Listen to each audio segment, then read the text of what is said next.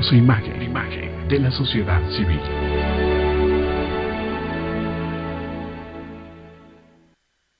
Canal Patrio, voz e imagen, de la sociedad civil.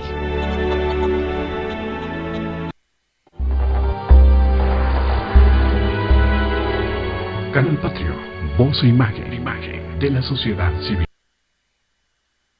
Vamos ahora en el tercer módulo de este interesante tema con mi tocayo Jesús Alberto Oliver Rodríguez y con la participación de Joaquín Castro Volantín.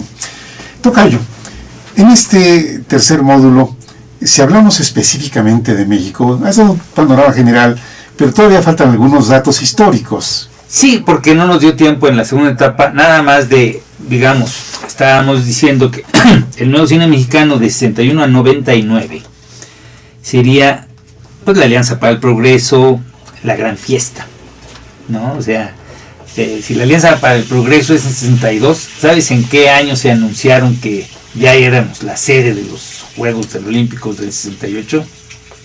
En 62. O sea, empezó la fiesta. Yeah. Nacionalizamos la industria eléctrica. Tú sabes que la industria eléctrica es uno de los organismos públicos que tiene más deuda del país. ¿Por qué? Bueno, de acuerdo a la estadística, el censo de 2010, cerca del 100% de la población en México tiene servicio eléctrico. Digamos el 98.9%, datos de 2010.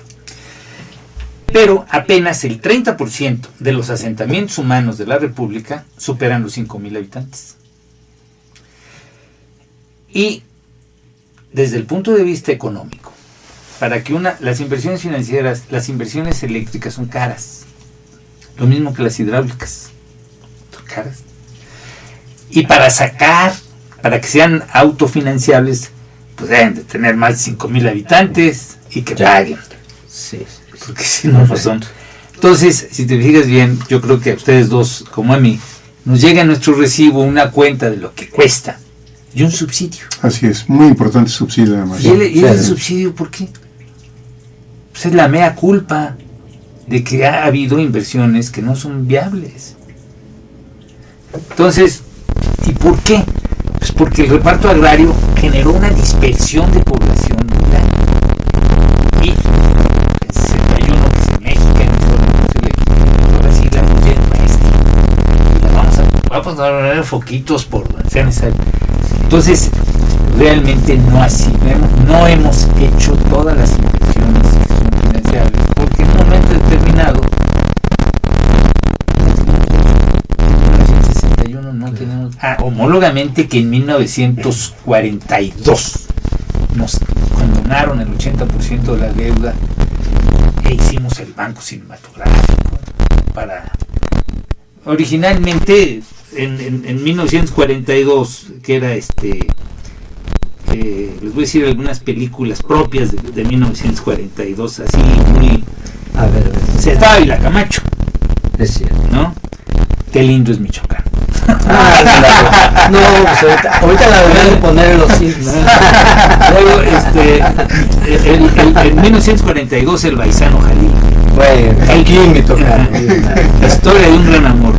Pero hay dos muy importantes. A ver. Jesús de Nazaret y la Virgen que fue una.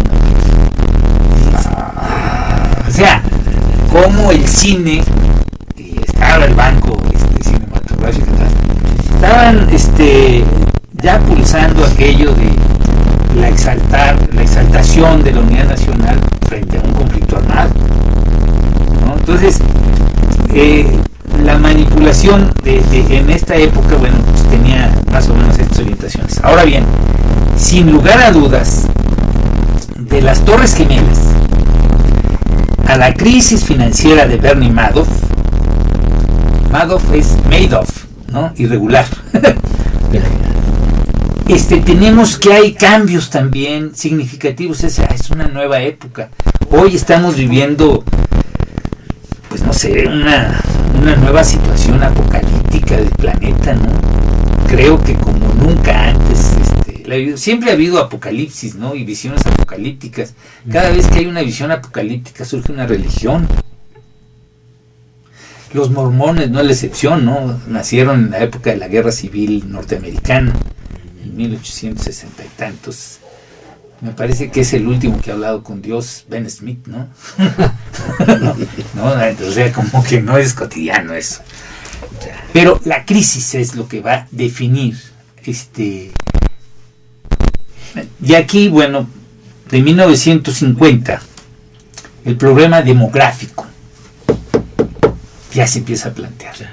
Aquel que quiera ver cómo se planteó puede googlear Bilderberg, el grupo Bilderberg, y va a ver que ahí ya empiezan a decir que el mundo no debe de crecer tanto, que la población que debe y luego en 1970 el Club de Roma le pide al MIT de Massachusetts, le pregunta, oye, las tasas de crecimiento extraordinarias de los años 60 ¿van a continuar o tienen algún límite? Y entonces sale los límites del crecimiento en el 70. Pero también es un problema demográfico. En 1970 se dice el mundo no debe pasar de 5.000 habitantes. Porque ¿De 5.000? De 5.000 millones, sí. Claro. Porque por correlaciones, bueno, a tal número de población corresponde tal número de producción de papel o necesidades de consumo de esto, o tal número de desechos, o tal número de producción de contaminantes, y bueno, se crece esto por correlación, se hacen proyecciones, ¿no? Entonces en 70 decían que no debería de ser arriba de 5.000, pero para 90 ya éramos 5.350 millones, habíamos crecido en escasos 20 años 1.600 millones, con eso arrancó el siglo XX.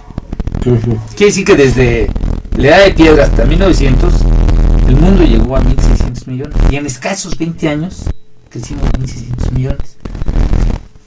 Entonces el propio MIT de Massachusetts hizo otro libro que se llamó Más allá de los límites del crecimiento y dijo, bueno, puede llegar a 8.000 millones, pero 8.000 millones, ya fronteras políticas aparte, es muy importante que el mundo tome conciencia de que los desechos tanto al mar como a la tierra pues es común, fronteras políticas aparte. Y si hemos visto la cantidad de accidentes ecológicos, no solamente los nucleares, sino también los petroleros, la British, no sé qué, tuvo un accidente en aguas profundas, que a mí todo esto de las aguas profundas, pues es el pronóstico de que si se descontrolan, pues van a contaminar muy gacho los fondos marinos, ¿no? Sí. México le ha apostado desde los años 60 a la participación del capital extranjero. Ya ha dejado que las cosas nacionales sigan como están. Se ha dormido el sueño de los justos a pesar de la decadencia de muchas formas, como el ejido, ¿no? El ejido es algo que a partir de 65 ya tosió, definitivamente. Sin embargo, todavía en 74 se cambió el Departamento de Asuntos Agrarios y Colonización a la Secretaría de Reforma Agraria y se crearon 8.000 ejidos colectivos que está documentado que fueron un fracaso. Entonces, ¿por qué? Porque le apostamos al capital exterior. Y ahora le estamos apostando al petróleo. Y seguimos sin mover realmente. ¿Es cuestión? Entonces, tenemos problemas que pues, le estamos viendo cómo hacerle para no mover nada aquí adentro. Y aquí adentro cada día hay más comercio ambulante, sí, micros y pequeños empresarios, gente irregular. Claro. Hay una gran juventud, una gran cantidad de jóvenes que no tienen que no la tienen fácil, que no tienen empleo. Sí. Oye, tocayo, ahorita que estás tocando el tema del petróleo, que es un tema políticamente muy discutido, donde hay planteamientos de una encuesta de carácter nacional, y parece ser que es una encuesta que no quiere oírse. ¿Qué pasa con esto históricamente, tocayo? Porque efectivamente el petróleo ahorita está siendo una herramienta de negociación internacional muy importante para México. ¿Para beneficio de quiénes? Mira, yo creo que este tema que tú planteas, sí, se puede ver de muchos puntos de vista. Yo te voy a dar mi punto de vista. Sí, claro. claro. No, mira, entre el año de 79 y 81, fue el crecimiento de los precios internacionales del petróleo. Esto le generó a Inglaterra y Estados Unidos que llegaran Margaret Thatcher y Ronald Reagan, o sea, les generó a ellos la crisis, la llegada del neoliberalismo. Pero a nosotros la caída de los precios del petróleo nos generó la llegada del neoliberalismo en el 83. ¿Por qué? Pues porque nos sobredimensionamos en algo en lo que nada más el Estado podía intervenir. Y cualquier inversión tiene un riesgo. Hay el riesgo de la inversión. Entonces el Estado mexicano, por las características de la Constitución, que es muy diferente de la norteamericana, tiene la potestad de correr todo el riesgo. Le pasó con los telégrafos alámbricos. Postearon 50,000 kilómetros de postes. Claro, el Porfiriato con cargo al erario nada más 20,000 kilómetros. Los otros eran los postes ingleses, eran 40,000 en suma. ¿Y qué pasó? Pues se volvió obsoleto rápidamente porque vino la telegrafía inalámbrica. En esta perspectiva, yo creo que cambie eso y que el riesgo de la inversión ya no sea nada más del Estado mexicano. Desde mi punto de vista eso es bueno. ¿Por qué? Porque ya no me van a estar hipotecando a mí. O sea, si quieren invertir. Ahora, yo estoy en contra de las perforaciones submarinas, fracking. Sí, el fracking. Yo estoy en contra de eso porque creo que es una amenaza para este país. Así es. Entonces, y bueno, ¿quién puede estar interesado? Pues si ya son las negociaciones que desconozco. ¿No? ¿Qué desconocer? ¿Qué desconozco? ¿No? ¿Y sí. quiénes hacen estos negocios? Pues los senadores, los diputados, las grandes empresas. ¿Por qué? Porque le hemos apostado desde los años 60. Para esto hay que leer el trabajo de Víctor L. Urquidi, que se llamó Posibilidades de absorción de inversión extranjera en México. Él, la dupla Urquidi y Ortiz Mena, son los que sientan los cimientos bien fuertes para que llegue la inversión extranjera. Los primeros que llegan son las ensambladoras, luego llegarán las maquiladoras. Y si te fijas bien, la reforma fiscal tiene un retroceso, o sea, no se mueve. La devaluación no se mueve. ¿Por qué? Pues porque le apostamos al ahorro externo, ¿no? O sea, son formas de decir las cosas, pero realmente no le apostamos a nuestro propio esfuerzo. Nos gusta el dinero fácil. Yo quisiera un comentario ahí, Alberto. Desde el punto de vista, a mí me encanta ser estructuralista. Y el estructuralismo se basa en una generación precisamente de una base estructural productiva.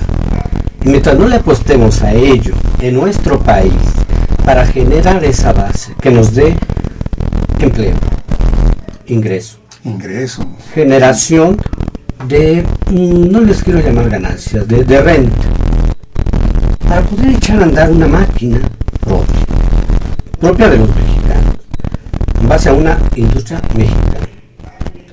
Hay mil vericuetos para lograr eso. No, ahorita nos podemos perder las formas de hacerlo, pero es básico. Otro, nuestro desarrollo regional. Tenemos que apostarle a nuestro desarrollo regional, todo esto que ha manifestado Alberto, esta distribución de la población más que distribución de tierras. La reforma agraria para mí fue una distribución de seres, y este concepto mi amigo, mi maestro, lo hemos platicado, y es una idea principalmente que se dio más una distribución de población que distribución de tierra. Y nos hemos olvidado de esa fortaleza que deberíamos de tener en el desarrollo regional de México. Sufrimos dos cosas: una dispersión y el hacinamiento, pero de una manera casi bipolar. Tenemos que encontrar una armonía en todo esto para que de verdad tengamos polos de desarrollo, nada más los estados que es Jalisco, que es Nuevo León y la Ciudad de México. Y el Estado de México. Y el Estado de México. Sí. Pero hay que generar más polos de desarrollo. Bueno, Tendríamos que comentar, por lo menos, un día comentamos más que después de Lucía, ¿no? ¿Te acuerdas? Sí. Comentamos que una película. Bueno, ahorita la película es La dictadura perfecta. Claro. sí. Y la dictadura perfecta, pues te denuncia el predominio de la televisión, que no es novedad, ¿no? Como un factotum que rompe con las posibilidades de una democracia. Pero realmente el hecho de que lo hayan pasado en el Congreso es muy significativo, porque al final son los representantes de los partidos de oposición los que la aplauden, ¿no?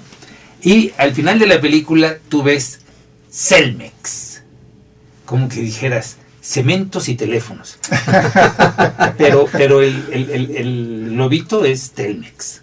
Entonces tú dices, bueno, hay directores, hay creadores, pero también hay quien financia, ¿eh? Claro. Entonces es una película que pues se está dando en el momento en que se debe de dar, y que yo creo que estamos viviendo momentos muy difíciles para el país económicamente, el empleo, la regulación de todo esto, la inadministración, la imposibilidad de administrar bien y planear la educación, es complejísimo. Medio país es territorio no pyme. ¿Por qué? Porque es ejidal. Entonces hay una serie de cuestiones que están mal escritas desde 1917, como es el tercero constitucional, y hay otras que son obsoletas desde 1965, como es el ejido. El kolhoz era el ejido soviético. Kol es de colectivae. Sí. Papá. Llegamos al final del programa. Se acabó. Te agradezco muchísimo, tocayo, como siempre. Bienvenido. Yo le agradezco mucho. Y te esperamos hoy por aquí otra vez. Gracias por haber estado con nosotros. No se vayan, porque llegaron nuestros invitados del siguiente programa. Gracias, Abel. Canal Patrio, voz e imagen de la sociedad civil.